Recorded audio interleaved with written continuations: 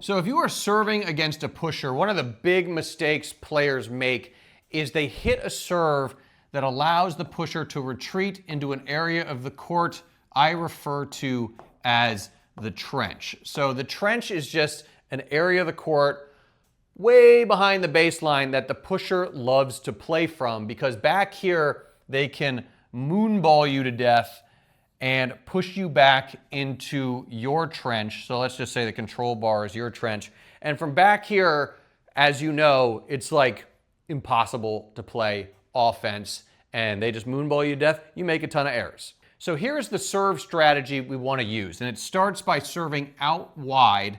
And it doesn't need to be like, you're not trying to ace the pusher, you're just trying to pull them off the court.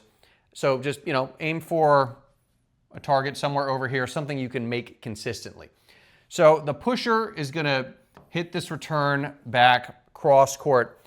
And what you want to do is, I'm assuming your forehand is your better shot. If it goes towards your backhand, run around it and get a forehand.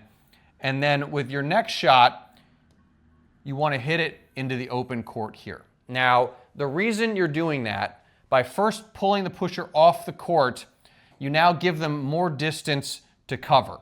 And so they have to run horizontally to get to this ball, and they're not going to be able to back up like this. So even if they get to this ball over here, you want them playing from a depth, and what you're doing is you're forcing them to play from a depth where they are not super comfortable.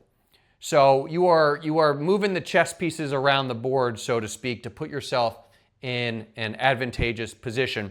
And then after you hit this shot, you're going to treat it as an approach shot. You are going to come to net, because arguably the hardest shot in tennis is to hit a running backhand passing shot. And this is a great shot to force the pusher into, because guess what? They're pushers. They don't have awesome technique. Your technique is better than theirs. That's why they're frustrating to play and specifically lose to, because you're like, on paper, I'm better.